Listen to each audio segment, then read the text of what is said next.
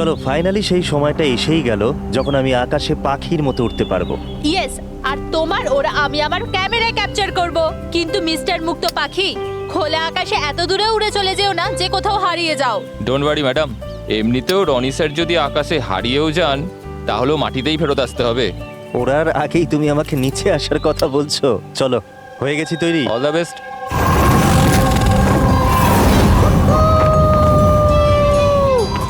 Yes, this is so much fun! Oh my god! Yes, come on, keep going, keep going. Aya, I love you! Roni, I love you too. Wow, মনে হচ্ছে না ভালোই experience আছে। Of course, আমেরিকাতে ও অনেক adventure sports try করেছে, bungee jumping, paragliding, আরো অনেক। ইন্ডিয়াতে কোনো কিছু ট্রাই করেনি, আর যখন ইন্ডিয়াতে এসেছেই সারাদিনের জন্য, তো কেন কিছু ট্রাই করবে না?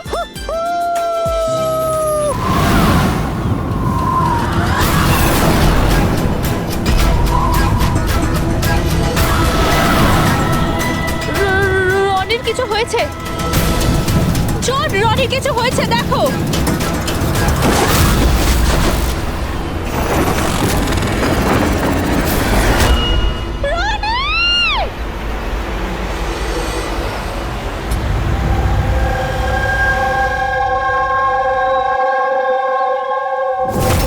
আমি আর রনি এখানে ছুটি কাটাতে এসেছিলাম। আমি কি করে জানবো এটাই রনির জীবনের শেষ দিন হবে? দেখো, আমরা জানি এই সময়টা খুব কঠিন, কিন্তু প্লিজ ভেঙে পড়ো না। আমি এবার নিউ ইয়র্কে গিয়ে ওর বাবাকে কি জবাব দেবো? আমরা একসাথে এসেছিলাম, কিন্তু ফিরে যাব একা। আপনি কাউকে সন্দেহ করেন কে মারতে পারে রনিকে? স্যার, রনিকে কেউ কেন মারবে? আমরা তো এখানে কাউকে চিনিও না। এমনটা নয় তো যে ওর কোনো শত্রু আমেরিকা থেকে ফলো করতে করতে এখানে এসেছিল? না স্যার, রনির কোনো শত্রু এখানে ছিল না। He was such a lively person, সবাই ওকে পছন্দ করতো। তাহলে তুমি বলতে চাইছো এখানে ইন্ডিয়াতে ওর কোনো আত্মীয় স্বজন, বন্ধু বা অন্যান্য কেউ নেই এখানে? এই দেশটা আমাদের জন্য অচেনা স্যার। সবকিছু এই প্যারাগ্লাইডিং এর লোকেরা করেছে। Please arrest them. আপনি আমাকে কেন দোষ দিচ্ছেন? এটা আমাদের রুজি রুটির ব্যাপার, আমি কেন মারতে যাব ওনাকে? তাহলে কে মেরেছে রনিকে? স্যার, এটা তো আমিও বুঝতে পারছি না। 3000 ফুট উচ্চতায় গুলি কি করে চললো? কেই বা চালালো? তাহলে রনি 3000 ফুট উঁচুতে উঠছিল? হ্যাঁ স্যার, আমি নিজে গিয়ার চেক করেছিলাম, আর কোনো প্রবলেম ছিল না তার মধ্যে। আর ওর আশেপাশে কাউকে উঠতে দেখেছো? আশেপাশে না স্যার, কেউই ছিল না। আকাশ একদম পরিষ্কার ছিল, চারপাশটাও পরিষ্কার ছিল, আর উনি ওনার রাইড এনজয় করছিলেন। কিন্তু হঠাৎ বুঝতে পারলাম না কি হলো, একদম দড়াম করে নিচে এসে পড়লেন। এই যে ক্ষতটা দেখছো, আমার মনে হচ্ছে অনেক দূর থেকে গুলি চালানো হয়েছিল, হয়তো কোনো রাইফেল দিয়ে। হ্যাঁ, রাইফেলই হবে, কারণ যে হাইটে এই উড়ানটা উড়ছিল ওখান থেকে তো কোনো শার্প শুটারই গুলি চালাতে পারে, কোনো রাইফেল দিয়ে।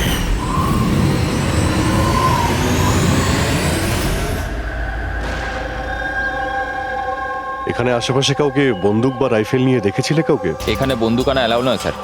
আপনি আসল বন্দুকের কথা বলছেন স্যার? পুজোর ক্যাপ বন্দুক ফাটানোরও অনুমতি নেই। আপনারা কাউকে দেখেছেন এখানে? না ম্যাম, না তো। না না ম্যাম। আচ্ছা আলিয়া, আপনি যখন এখানে এলেন রনির সাথে, আপনার কাউকে সন্দেহ হয়েছিল? মানে কেউ আপনাদের ফলো করছে, এমন কোনো লোক যে গন্ডগোলের মনে হচ্ছে? না স্যার, এরকম তো কেউ ছিল না। তাহলে কি গুলি আকাশ থেকে চলেছিল নাকি?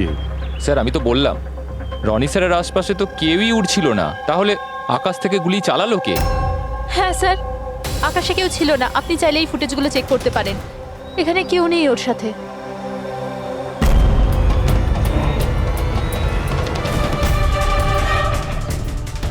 এই ফুটেজে তো রনির আশেপাশে তো দূরে দূরেও কাউকে দেখা যাচ্ছে না। স্যার, নিচে থেকে ওপরে তো কেউ গুলি চালায়নি। ইনি বলছেন যে যখন ও ওপরে উঠছিল কেউ ওর আশেপাশে ছিল না, ওপর থেকেও কেউ গুলি করতে পারবে না। আমার মাথায় এটা ঢুকছে না কে কোথা থেকে গুলি চালালো আর কিভাবে, বুঝতে পারছি না স্যার। অদ্ভুত ব্যাপার তো। ওর কোনো শত্রু নেই, তাহলে ওকে খুন করার জন্য এরকম প্ল্যানিং কে করতে পারে? কেসটা খুব জটিল মনে হচ্ছে। কোনো বাঁকা লোককে এখানে পাঠিয়ে দিই, বাঁকা প্রমাণ, হয়তো সে কিছু পেতে পারে।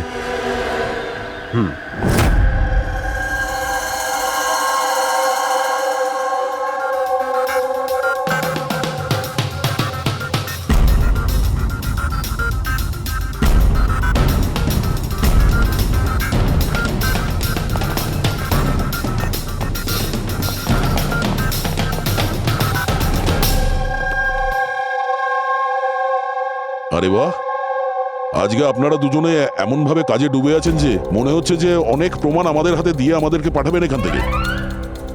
অনেকগুলো প্রমাণ, হ্যাঁ, আর যদি একটাও না পাওয়া যেত? সোজা করে বলো না, কোনো প্রমাণ পাওনি, খুঁজে দেখোনি? ডক্টর সালুকে ওই গুলির ব্যাপারে কিছু জানতে পারেননি? আপাতত এইটুকু জানতে পেরেছি ভাই, ওপর থেকে কোনো ইউএফও গুলি চালিয়েছে। শালুকে তুমি না কোনোদিনই সোজাসুজি করে কথা বললে না। আরে এটা কি, এটা বোঝাও, আমাকে বোঝানোর জন্য এরকম করেছো? হ্যাঁ, বলো। এ দেখো বস, রনি মাটি থেকে 3000 ফুট উঁচুতে উঠছিল, আর ওর গুলিটা লেগেছে তার ওপর থেকে প্রায় 1000 ফুট উঁচু থেকে। আর এই গুলিটা 60 ডিগ্রি অ্যাঙ্গেলে এসে গায়ে লেগেছে। আমার তো ভেবেই কেমন যেন মাথাটা ঘুরছে। আকাশের উপর থেকে কে গুলি চালাতে পারে ওর উপর? এটা কিভাবে সম্ভব? এখনো হয়নি, আরো বাকি আছে বস। এই গুলিটা প্রায় 3 কিলোমিটার দূর থেকে ছোড়া হয়েছে। ভারী অবাক কাণ্ড, তাই না দয়া? 3 কিলোমিটার দূর থেকে গুলি চালানো হয়েছে। 60 ডিগ্রি অ্যাঙ্গেলে রনির গলার ভেতর ঢুকে যায় আড়াআড়ি। তার মানে রাইফেলটা খুব পাওয়ারফুল ছিল মনে হয়। একদম ঠিক বস, রাইফেলটাও পাওয়ারফুল ছিল, আর গুলি যে চালিয়েছে তারও হাতটা পাকা।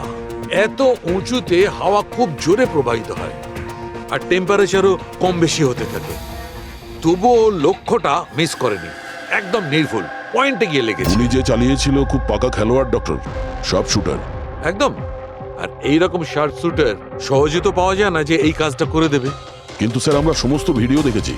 যখন রনি আকাশে ছিল তখন ওর আশেপাশে কোনো প্যারাসুট বা চপার ছিল না স্যার। আকাশ একদম পরিষ্কার ছিল।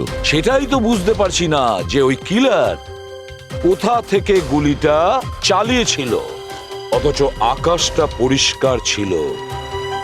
ও কি মেঘের আড়ালে লুকিয়েছিল? আর স্যার ওই গুলিটার থেকে কি জানতে পারলাম? কিচ্ছু পাওয়া যায়নি পুরবি। আমি ব্যালিস্টিক ডিপার্টমেন্টের পুরো ডেটা চেক করেছি, এরকম গুলির তো কোনো রেকর্ডই নেই। স্যার, এই গুলিটা নিশ্চয়ই কাস্টমে বানানো হয়েছে। হ্যাঁ, নিজের মতন গুলিটা বানিয়েছিল। এমন গুলি যেটা 3 কিলোমিটার দূর থেকে চালানো যায় আর সোজা গিয়ে টার্গেটে হিট করে। আর স্যার, এই গুলিটা যখন এত শক্তিশালী, তো এর রাইফেলটাও বেশ স্পেশাল হবে। হ্যাঁ, এক কাজ করা যাক, গুলিটাকে ব্যালিস্টিক ডিপার্টমেন্টে যাচাইয়ের জন্য পাঠাই, দেখি কি রিপোর্ট আসে। আর সে যেই হোক, এত উপরে চলে গিয়েছিল খুন করার জন্যে, এবার ওকে তো মাটিতে নামতেই হবে।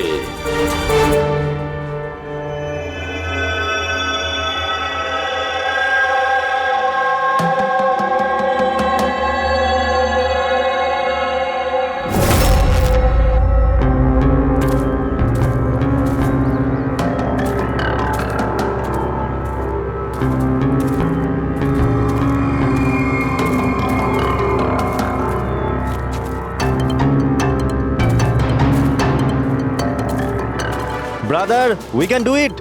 আরে ইয়ার গুরু, আর চলতে পারবো না, খুব হাঁপিয়ে গেছি আমি।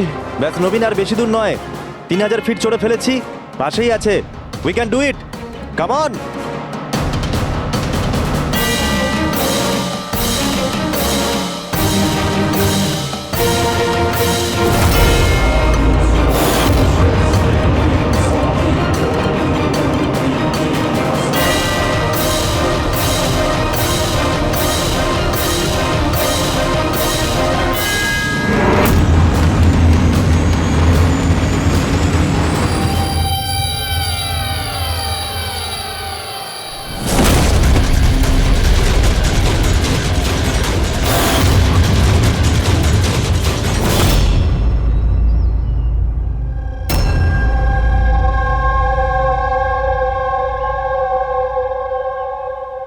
এমন মনে হচ্ছে যে রনির মার্ডারের ফটোকপি দেখছি। 3000 ফিট উপরে ঠিক ওরকমই গুলি মেরেছে, মাথার পেছনে। একেও একইভাবে গুলি চালিয়েছে। আচ্ছা, তোমরা যখন ট্রেকিং করছিলে, এই হিতেনের পিছনে কেউ কি ছিল? না স্যার, হিতেনই সবার পিছনে ছিল স্যার। স্যার, এই দেখুন ফুটেজ। স্যার, এটা ওই জায়গায় যেখানে এই সব কিছু হয়েছে। অদ্ভুত তো, পিছনে তো খোলা আকাশ রয়েছে, এমন কোনো জায়গা নেই যেখান থেকে গুলি করা যায়। তাহলে ওর গুলি লাগলো কি করে? দুটো কেসেই ধরা যাচ্ছে না যে গুলি কোথা থেকে চলেছে। স্যার একদম ঠিক বলছেন। আকাশ থেকে কোনো কাক বা পায়রা কি করে গুলি চালায়? এই গুলিটা চালালো কে? আর এই দুটো গুলি 24 ঘন্টার মধ্যেই চলেছে। আমার মনে হয় এই দুটো কেসের মধ্যে কোনো না কোনো কানেকশন আছে। আচ্ছা, এই ইথেন কি কাজ করতো? স্যার কলেজ স্টুডেন্ট ছিল স্যার, মুম্বাই গ্র্যাজুয়েশন করতে এসেছিল স্যার। ট্রেকিং এর অনেক শখ ছিল ওর। অভিজিৎ, বুঝতে পারছি না যে কেউ একজন কলেজ স্টুডেন্টকে মারার জন্য এত প্ল্যান করবে কেন। সেটাই তো, প্রথমে রনি আর এখনই হিতেন। তবে আকাশ থেকে তৃতীয় গুলিতে অন্য কেউ মারা যাওয়ার আগে এই খুনিকে ধরতেই হবে খুব তাড়াতাড়ি। গত 24 ঘন্টায় দুটো খুন হয়েছে, দুটোই যুবক, আর দুজনকে মারার পদ্ধতিও অদ্ভুত। অদৃশ্য খুনি। স্যার দুজনেরই মৃত্যু হয়েছে অ্যাডভেঞ্চার স্পোর্টস করতে গিয়ে। মাটি থেকে 1000 ফুট ওপরে মেরেছে স্যার। কিন্তু স্যার ভাবার বিষয় এটাই যে খুনি এই অ্যাডভেঞ্চার স্পোর্টের সময়টাই কেন বাঁচলো এদেরকে মারার জন্য? ও তো ওদের যে কোনো সময় মারতে পারতো। এত লম্বা প্ল্যান দুটো বাচ্চাকে মারার জন্য? শুধু প্ল্যানিংটাই বড় ছিল না দা, গানটাও বড় ছিল। এই যে এইরকম। এটা কি রাইফেল স্যার? এটা হলো PX-65 রাশিয়ান গান। এটা লং রেঞ্জ। এইরকম বন্দুক দিয়ে মারা হয়েছে।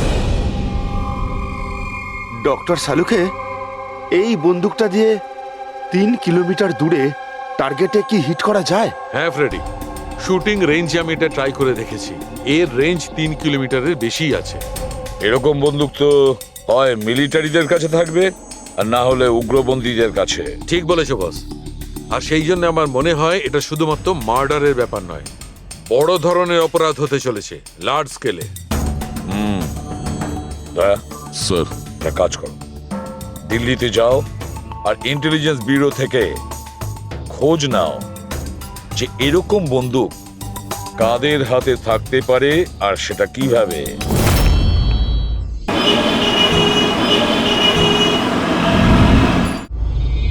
এই সমস্ত খুন এই রাইফেল দিয়েই হয়েছে। আর আপনারা তো জানেনই, এরকম হাই প্রোফাইল রাইফেল তো সবার কাছে থাকে না। আপনি একদম ঠিক বলছেন স্যার। আর যেটা আমাদের দেখা দরকার সেটা হলো এই রাইফেলটা যদি কেউ কিনতেও চায় তাহলে কিনতে পারবে না। এটা একটা কিংবা দুটো পিসে বিক্রি হয় না, বড় অ্যালটমেন্ট হয় এগুলোর। তাহলে কয়েক বছর আগে যে আতঙ্কবাদী হামলা হয়েছিল তার মধ্যে এই ধরনের রাইফেল ইউজ হয়েছিল? হ্যাঁ স্যার। তাহলে আপনাদের কোনো আতঙ্কবাদী গ্রুপের উপর সন্দেহ হয়? আগে হ্যাঁ স্যার, যদি আমাদের সন্দেহ ঠিক হয় তাহলে আমরা জানি যে এর পেছনে ঠিক কার হাত আছে। কার? এই অঞ্চলেই কিছুদিন আগে আমাদের আর্মি অনেক অস্ত্র আটক করেছিল।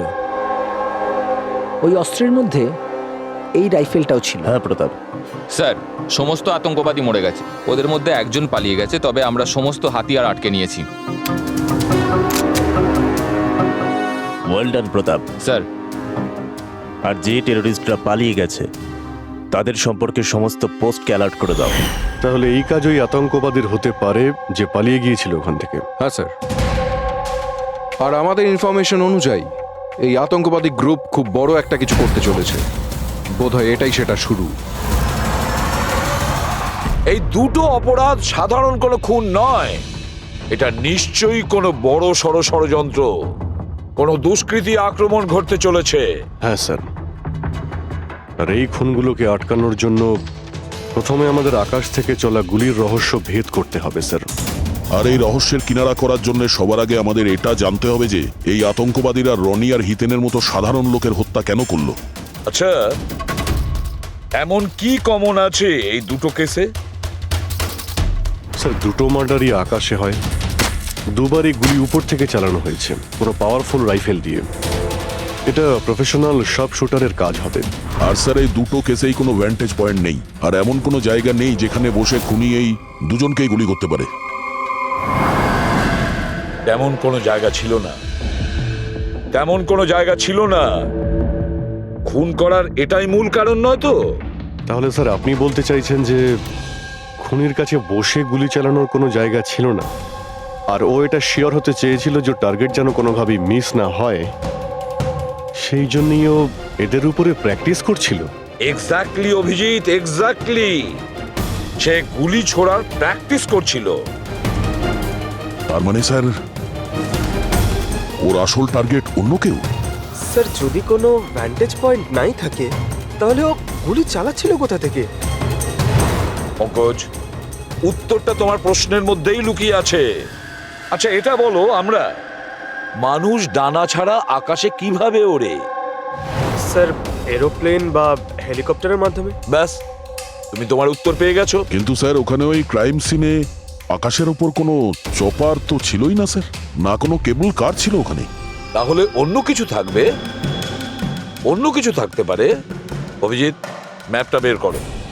ওই এলাকার চারপাশটা ভালো করে দেখো, দেখো এমন কিছু পাওয়া যায় কিনা। এমন কিছু আছে নাকি যেখান থেকে মানুষ হাওয়ায় উঠতে পারে? জঙ্গল আছে, আর হ্যাঁ, দুটো হট এয়ার বালুন রেঞ্জও রয়েছে। একটু দেখো তো, যেখানে খুন হয়েছিল সেখান থেকে এটা কতটা দূরে? স্যার এই দুটো 60 কিলোমিটার রেডিয়াসের মধ্যে। তাহলে একটা কথা তো কনফার্ম, খুনি ওখানে হট এয়ার বেলুনে বসেছিল আর সেখান থেকেই ও গুলি চালিয়েছিল 3 কিলোমিটার দূর থেকে। স্যার কেউ যদি হট এয়ার বেলুনে চড়তে চায় তাহলে আগে থেকে বুকিং করতে হয়, এমনি কেউ যেতে পারে না। কোনো ব্যাপার না, তোমরা ওই হট এয়ার বেলুনের অফিসে গিয়ে খোঁজ নাও যে এমন কোন টুরিস্ট ছিল যে ওই দুটো দিনে ওই দুটো হট এয়ার বেলুনে ঘুরেছিল। এর বেলুনে বসেছিল, কিছুজন একা বসেছিল, কিছুজন গ্রুপ বানিয়ে বসেছিল।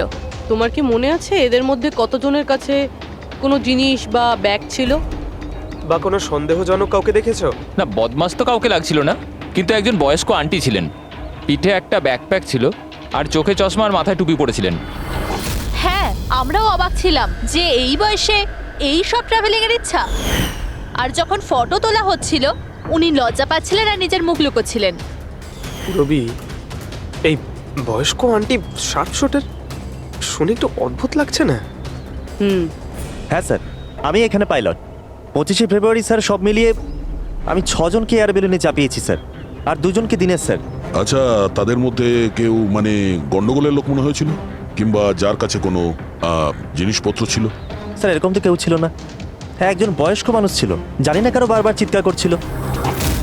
হয়তো ওর মুড খারাপ ছিল বা খিটখিটে ধরনের ছিল। ওনার হাতে কোনো কিছু ছিল? জিনিস তো ছিল না। হ্যাঁ, একটা লাঠি নিয়ে হাঁটছিল।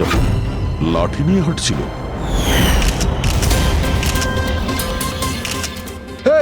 তোমাদের সাহস কি করে হলো আমার ছবি নেওয়ার, আমাকে জিজ্ঞেস না করে? কিছু ভদ্রতা আছে না নেই? ওরাও ওগুলো ওরাও। আচ্ছা, ফটো তোলার জন্য রেগে গেছিল? কি অদ্ভুত ব্যাপার, তাই না স্যার? লোক হট এয়ার বেলুনে তো প্রতিদিন বসে না, তাই না? তারা নিজেরাই ফটো তুলতে চায় যাতে এই স্মৃতিকে তারা সারা জীবন রাখতে পারে। আর কোনো বিশেষ কথা মনে আছে ওর ব্যাপারে? স্যার জানি না বলাটা ঠিক হবে কিনা। না না, বলো, যেটা মনে আছে খুলে বলো। ওনাকে হাঁটতে দেখে মনে হচ্ছিল না যে ওনার লাঠির প্রয়োজন আছে, কিন্তু তাও উনি লাঠি নিয়েই চলছিলেন। আচ্ছা,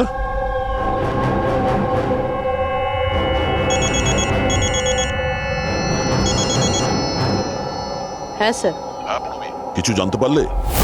স্যার এখানে একজন বয়স্ক মহিলা এসেছিল আর তার হাতে একটা ব্যাকপ্যাকও ছিল। আর হ্যাঁ, ওই মহিলা ছবিও তুলতে চাইছিল না। আচ্ছা, এখানেও একজন বুড়ো লোক এসেছিল হট এয়ার বেলুনে চড়তে লাঠি নিয়ে, আর তারও ফটো তোলায় আপত্তি ছিল। স্যার এই বয়স্ক মহিলা আর বয়স্ক লোক একই ব্যক্তি নয় তো? ওই শার্প শুটার, ওর ব্যাগে আর ওর লাঠিতে ওই রাইফেলটা ছিল যা দিয়ে খুন করেছে। আর স্যার দুদিনই এ একাই ওপরে গিয়েছিল, কারণ যদি অন্য টুরিস্টের সাথে যেত তাহলে রাইফেল সেট করতে আর টার্গেট সেট করতে প্রবলেম হয়ে যেত। না পুরবি, আমার মনে হচ্ছে একলা যায়নি।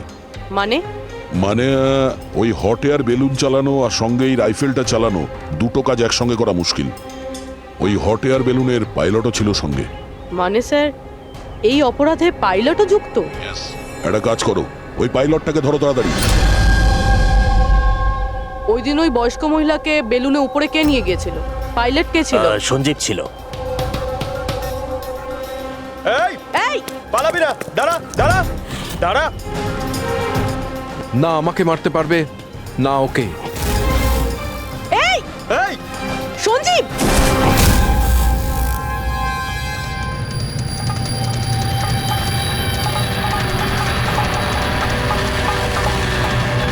আরে তো প্রাণ দেওয়ার জন্য একদম তৈরি ছিল।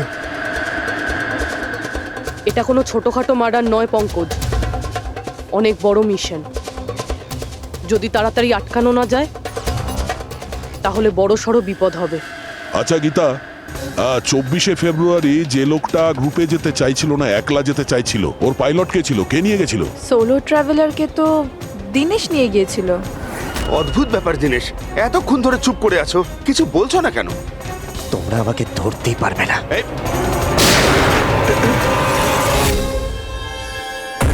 এখন যমরাজ তোকে অ্যাপয়েন্টমেন্ট দেওয়ার মুডে নেই। যতক্ষণ না আমাদের প্রশ্নের উত্তর আমরা পাবো, তোকে বেঁচে থাকতে হবে। চল। মারো, যত পারো মেনে নাও, আমার কিচ্ছু যায় আসে না। আর তাছাড়া তোমাদের এই আইনের কমজোরি থাপ্পড়ে এত শক্তি নেই যে আমার অপরাধের মজবুত হাড়কে গলাতে পারবে, বুঝলে? তোমার ওপর যদি টর্চার করতেই হতো তাহলে ওর জন্য তো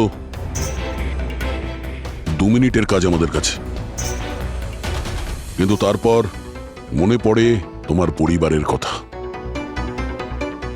তোমার বোন। পরের মাসে ওর বিয়ে না? কেমন লাগবে ওর যে ওর বিয়ে হচ্ছে আর বিয়ের পরে ওর ভাই এই পৃথিবীতে নেই? হ্যাঁ, আর তোমার মা প্রত্যেক মাসে খরচার জন্য টাকা পয়সা পাঠাও না? তোমার মৃত্যুর পর কে খেয়াল রাখবে তার? কিছু ভেবেছো এ ব্যাপারে? হ্যাঁ, না। চলো, এখনো সুযোগ আছে। রাজ সাক্ষী হয়ে যাও। কথা দিচ্ছি তুমি জেলে যাওয়ার পরে তোমার মায়ের খেয়াল আমরা রাখবো। সত্যি? মানে পুরো খেয়াল রাখবে? পুরো খেয়াল? হ্যাঁ, তোমার মায়ের পুরো খেয়াল রাখা হবে। তুমি শুধু এটা বলো কার জন্য কাজ করো, তোমার বসের নাম কি? বলে দেবো? সত্যি বলে দেবো? হ্যাঁ বলো। আমি যার জন্য কাজ করি না, যে আমার বস, স্যার, তার নাম হলো এসিপি প্রদ্যুম্ন।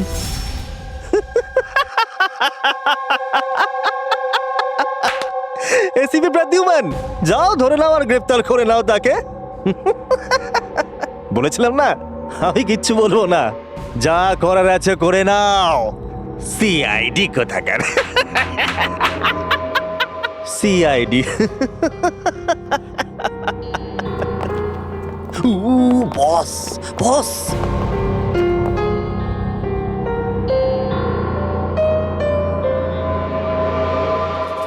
কোনো ব্যাপার না, কিচ্ছু বলতে হবে না। এখন না তোমাকে কিছু জিজ্ঞাসা করব, কিছু বলার জন্য তোমাকে আমরা জোর জবরদস্তিও করব না, কিচ্ছু করব না। শুধু একটাই কাজ করব, আমরা তোমাকে ঘুমোতে দেব না।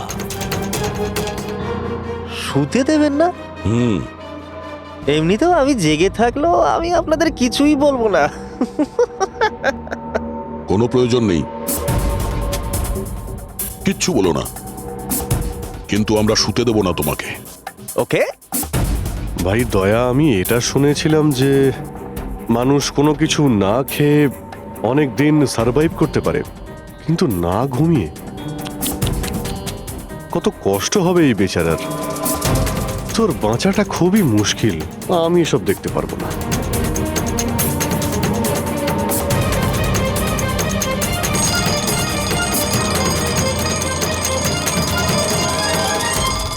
সময় কাটানোর জন্য খুব ভালো হবে, তাই না? তোর জীবনের শেষ মুহূর্তগুলো তুই এই কাঁটার সঙ্গে গুনতে থাকবি, ঠিক আছে? Thank you. ওকে ঘুমোতে দিও না।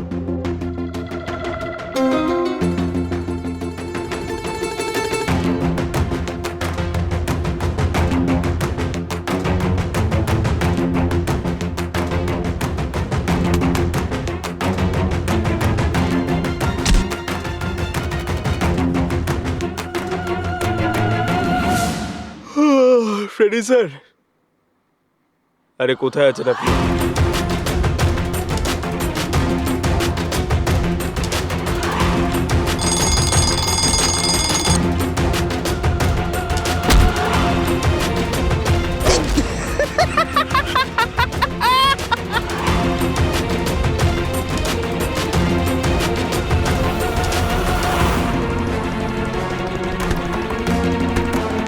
যতক্ষণ না মুখ খুলবি চোখের পাতা এক করবি না, বুঝলি? 5 মিনিটের জন্য নয়। চল। না 1 মিনিট 1 মিনিট তো শুতে দাও। 1 সেকেন্ড, শোবো না একদম, শোবো না একদম। এই, শোবো না আমি।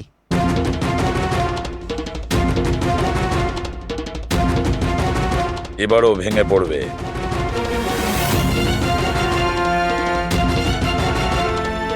সবকিছু বলতে বাধ্য হবে।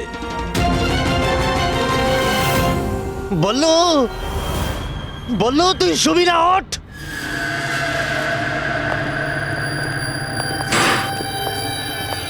এই ঘুমোতে চাস?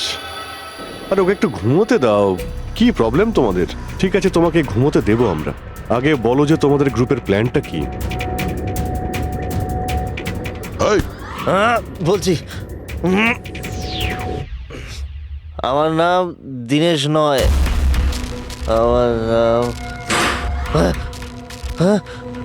আমার নাম বল্লু। দীনেশ নয় আমার নাম।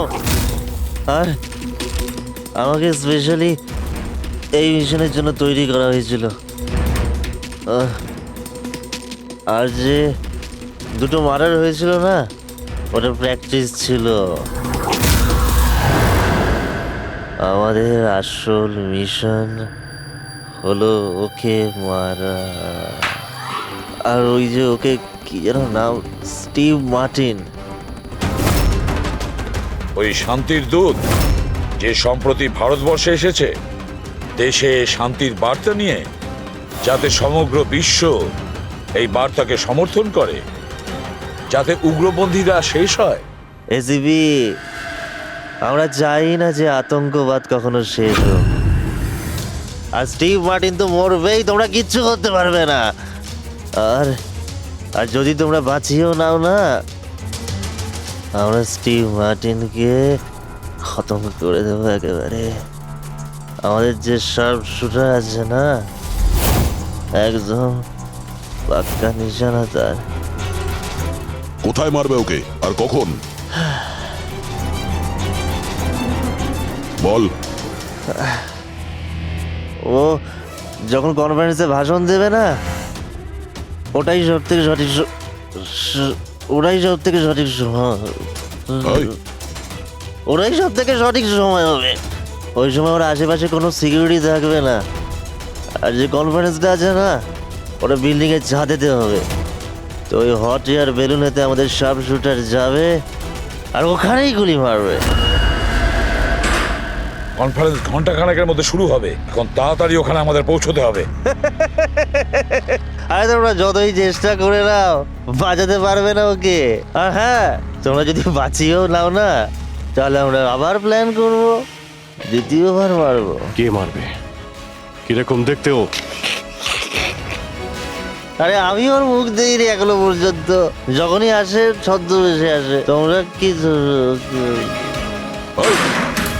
একে হসপিটালে নিয়ে যাও তাড়াতাড়ি। স্যার, আমরা কি হট এয়ার বেলুনটা আটকাতে পারি না যতক্ষণ এই কনফারেন্স শেষ হচ্ছে? না ফেডরিক, এই সব কিছু বন্ধ করা যাবে না। আজকে আটকালে কালকে অন্যরকম প্ল্যান করবে। আজকের প্ল্যান আমরা জানি, আজই ওদেরকে ধরবো।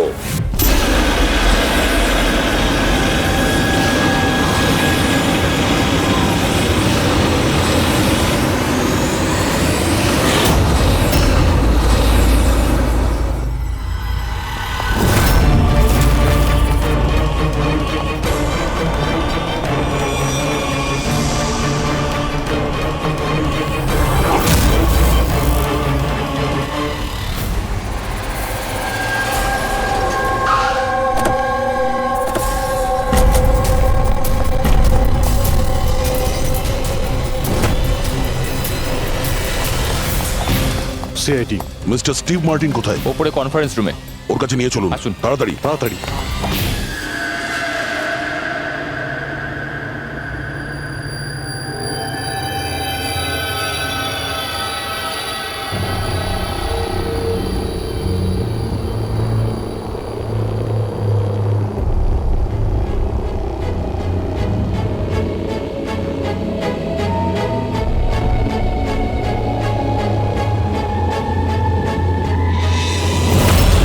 স্যার এখানে 4টে বেলুন আছে, দুটো ওপরে আছে আর দুটো রেডি হচ্ছে। আমার সামনে যে বেলুনটা আছে স্যার, ওতে একটা কাপল আছে আর ওই ছেলেটার কাছে ব্যাকপ্যাক আছে। নজর রাখো ওদের উপরে। কারা কারা আসছে কারা কারা যাচ্ছে সবাইকে ফলো রেখো, ওকে?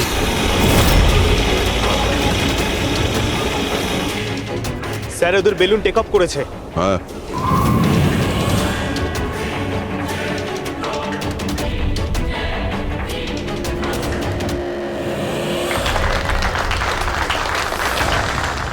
এই দুনিয়াতে টেরোরিজম কেন আছে, এই প্রশ্নটা আমাদের জানা দরকার।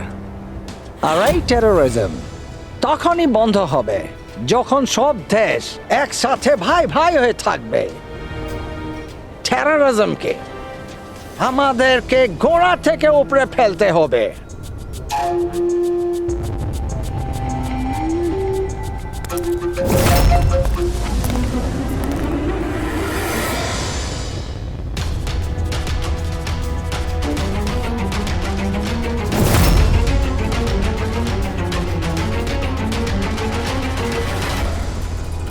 দুজন মিউজিশিয়ানকে দেখছি, ওরার জন্য তৈরি হচ্ছে।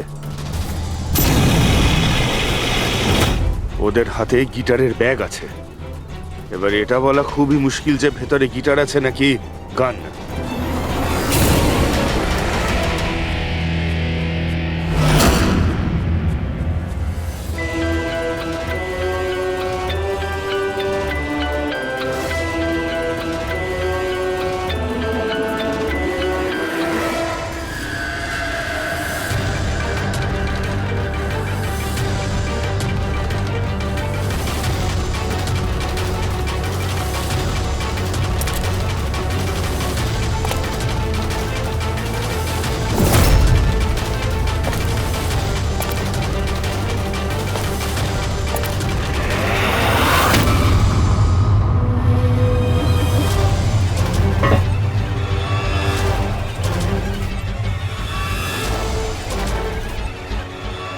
স্যার আরও একটা লোক এসছে, ওর কাছে একটা ব্যাকপ্যাক আর একটা ক্রাচ রয়েছে।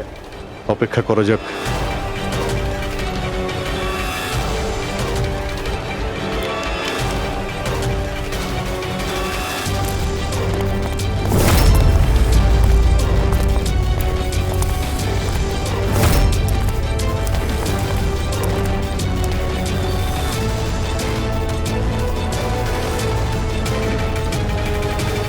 স্যার ক্যামেরা ক্রু এসেছে, ওদের কাছে আবার দুটো ব্যাগ।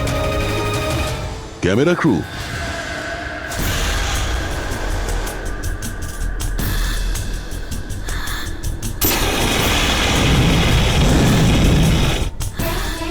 ওদের দিক থেকে নজর সরিও না, নজর রাখো ওদের উপরে।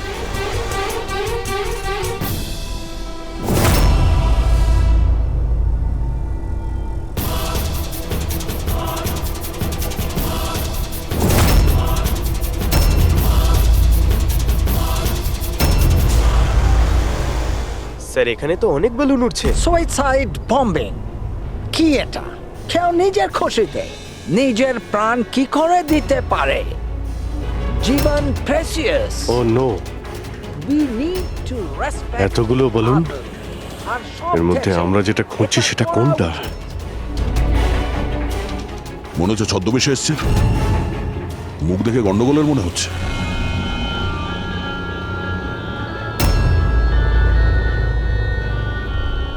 দয়া, ওই দুটোর উপর নজর রাখো। আমরা যেন সব সময় একটা কথা মনে রাখি, ওয়ার্ল্ড ওয়ার 1 আর ওয়ার্ল্ড ওয়ার 2। এটা তো গিটার। হচ্ছে কি এখানে? উপরে গিয়ে এরা মিউজিক বাজাবে নাকি?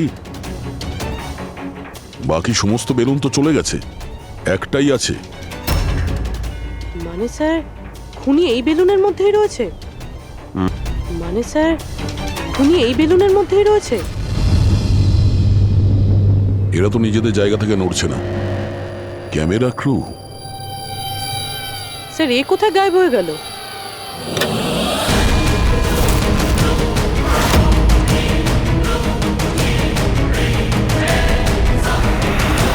স্যার এর কাছে তো রাইফেল রয়েছে, যেমনটা সালুমকে স্যার বলেছিল। অভিজিৎ,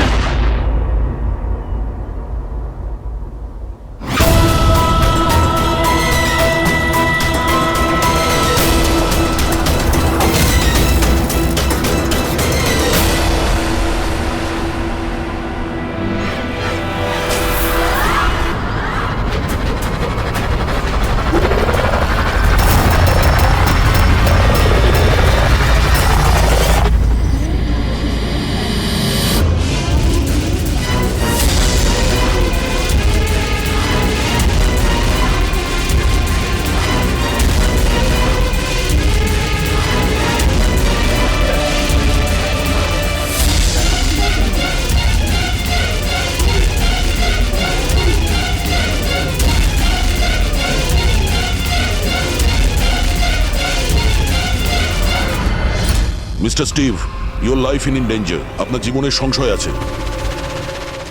তাহলে কি করবে? We have a plan. Thank you সিয়াজি। যদি আজকে আপনারা ঠিক সময় না আসতেন আমি বেঁচে থাকতাম না। দেখুন, বিপদ কিন্তু এখনো কাটেনি, ঠিক আছে? এখনো খুনিকে ধরতে পারেনি, সেই জন্য be safe, be careful. Okay Freddie, Pankaj, ওই বেলুনে নজর রাখো, চোখের বাইরে যেন না যায়। হ্যাঁ স্যার, আমরা বেলুনটাকে ট্র্যাক করছি।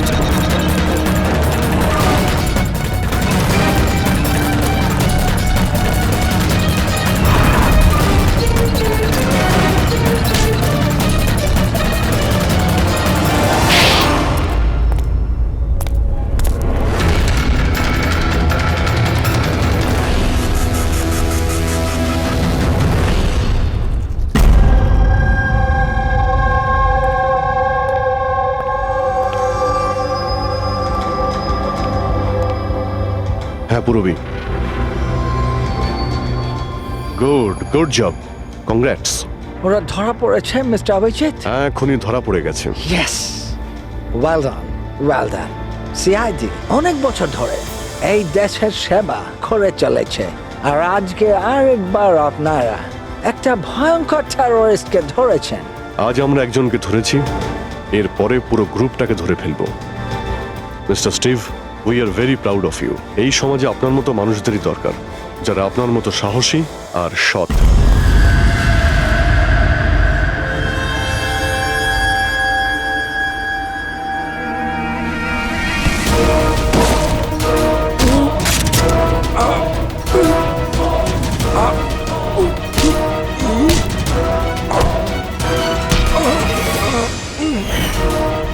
তাহলে তুমি ছদ্মবেশে রনি আর হিতেনকে মেরেছো। তোমার মতো একজন সব শুটার জেলের ভাত খেয়েও ফাঁসির অর্ডার আসার আগে পর্যন্ত। তোমার কি মনে হচ্ছে তোমরা আমাকে ধরে নিয়েছো তো স্টিভ প্রাণে বেঁচে যাবে?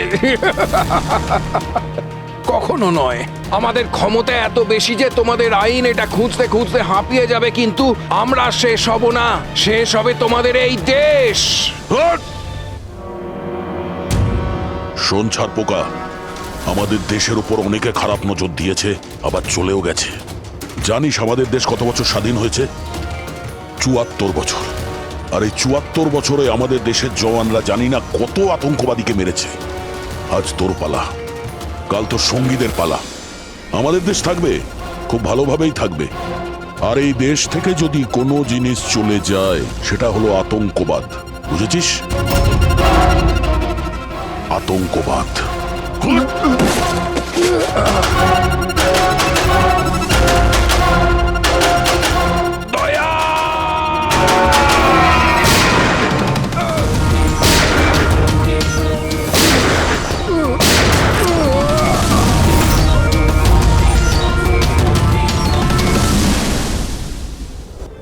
আতঙ্কবাদী পিঠেই গুলি মারবি, আমরা এখানে গুলি খাই, এখানে।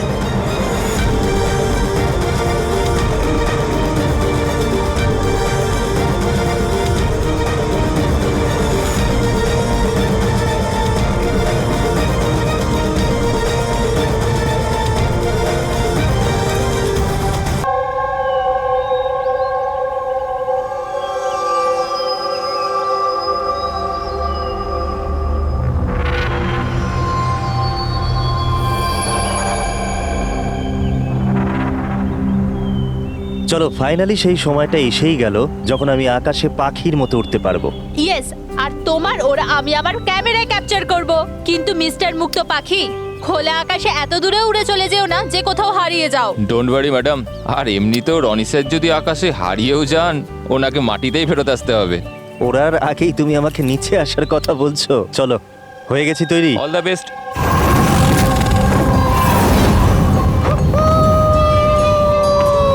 Yes, this is so much fun! Oh my god! Yes, come on, keep going, keep going. Alia, I love you! Roni, I love you too. Wow, মনে হচ্ছে ওনার ভালোই এক্সপিরিয়েন্স আছে। অফকোর্স, আমেরিকাতে ও অনেক অ্যাডভেঞ্চার স্পোর্টস ট্রাই করেছে। বানজি জাম্পিং, প্যারাগ্লাইডিং, আরো অনেক। ইন্ডিয়াতে কোনো কিছু ট্রাই করেনি। আর যখন ইন্ডিয়াতে এসেছে এই সারাদিনের জন্য, তো কেন কিছু ট্রাই করবে না?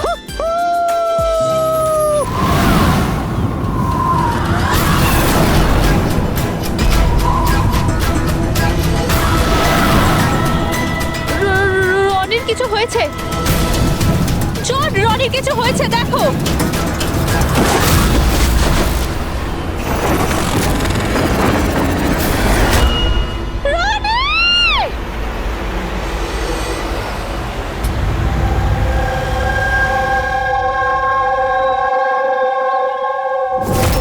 আমি আর রনি এখানে ছুটি কাটাতে এসেছিলাম।